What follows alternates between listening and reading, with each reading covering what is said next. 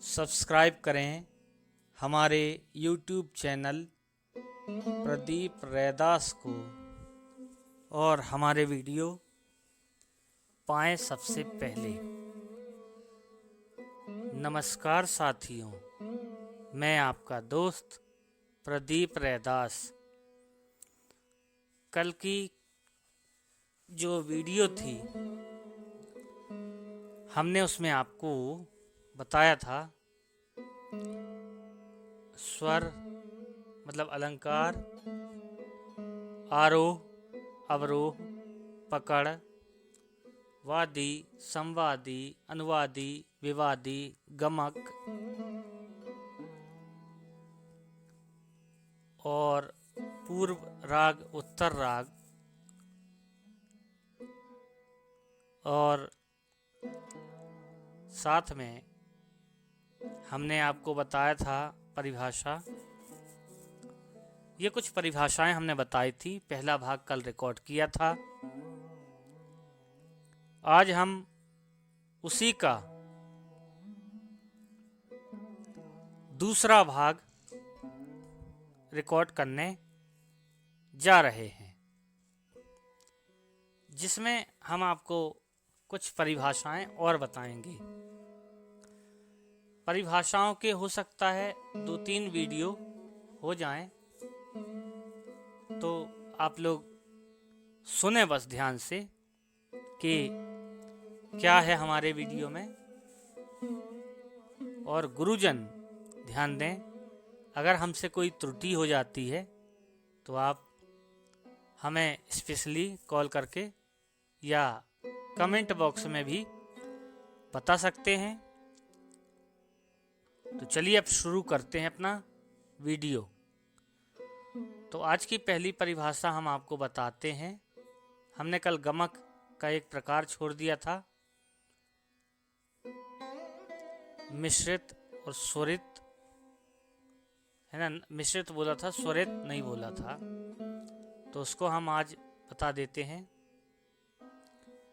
हम शुरुआत करते हैं सम, ताल में आने वाली जो चीजें हैं।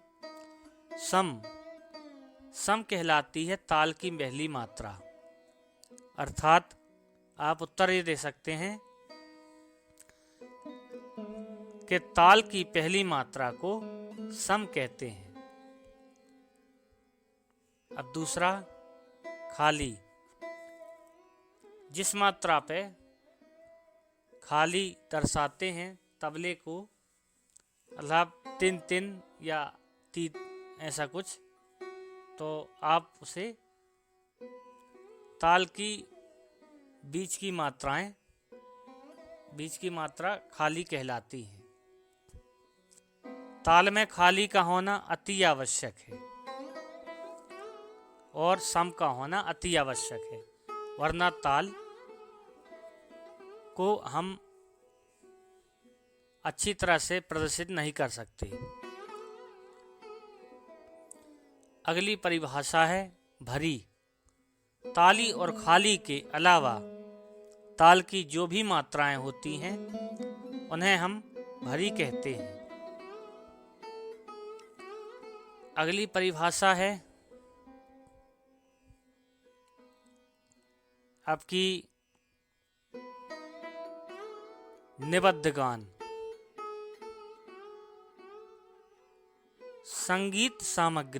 संगीत उपयोगी वह सामग्री जो ताल में बंधी हुई ना हो, उसे अनिबद्ध गान कहते हैं। निबद्ध गान संगीत की वह सामग्री जो ताल से बंधी हुई होती है, उसे निबद्ध गान कहते हैं। निबद्ध गान और अनिबद्ध गान के अंतर्गत कौन कौन सी चीज आते हैं आप देखिए। निबद्ध गान के आधार पर आते हैं ध्रुपद, धमार, ख्याल, ठुमरी, टप्पा या कोई भी गीत, और इसके बाद अनिबद्ध गान पर आते हैं।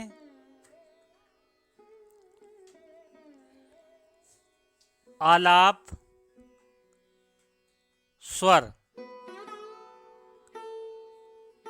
है ना। आलाप 4 प्रकार के होते हैं।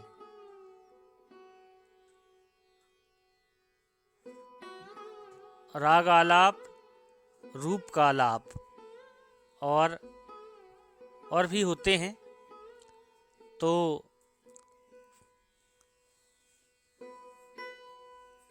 अलप्ति गान, है ना, और स्वर स्थान नियम का आलाप, ये 4 आलाप होते हैं। अगली परिभाषा हम बताना चाहेंगे आप सबको।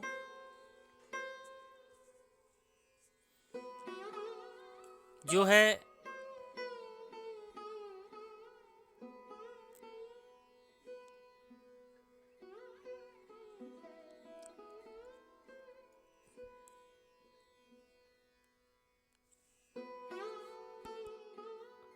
ध्वनि की उत्पत्ति। जब हम किसी वाद्य को बजाते हैं तो उसमें से जो कंपन होता है उसे हम ध्वनि कहते हैं। ध्वनि किसी भी वाद्य को बजाने से उत्पन्न होती है और उसी का हम संगीत में उपयोग करते हैं।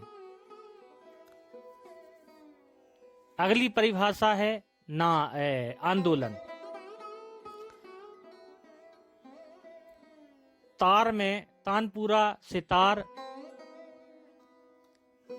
गिटार, संतूर, इन वाद्यों में जब हम इनके तारों पर आघात करते हैं तो ये ऊपर या नीचे जाते हैं।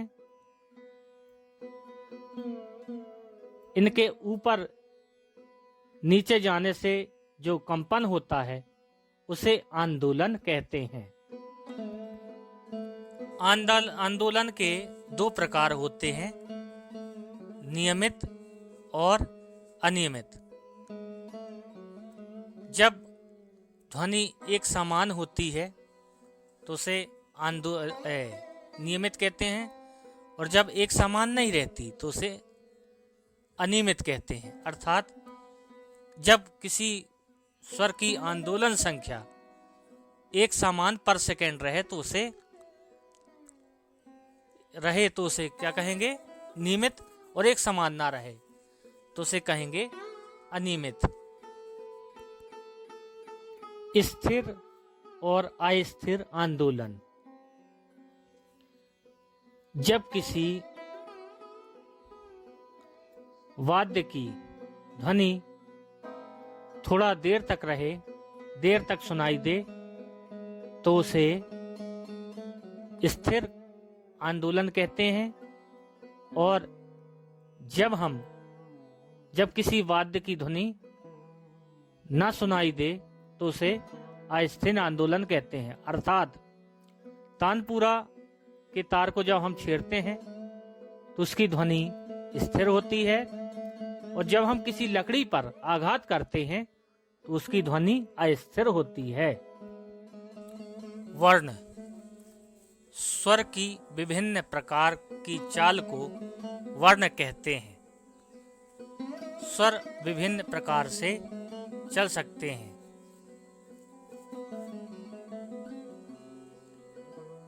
वैसे अभिनव राग मंजरी में कहा गया है, ज्ञान, गायन, क्रिया, क्रियम उच्यते वर्णः।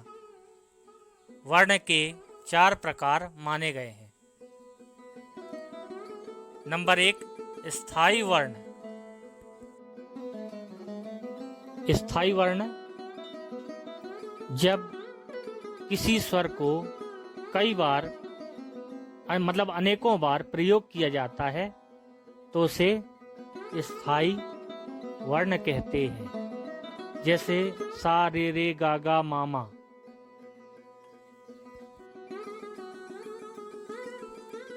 अवरोही वर्ण। आरोही वर्ण स्वर के चढ़ते हुए क्रम को आरोही वर्ण कहते हैं। अवरोही वर्ण स्वरों के उतरते क्रम को अवरोही वर्ण कहते हैं। संचारी वर्ण स्वरों की तीनों अवस्थाओं में प्रयोग किए जाने वाले स्वर को अवरोही संचारी वर्ण कहते हैं। और जब स्वर का समान रूप से प्रयोग किया जाता है तो उसे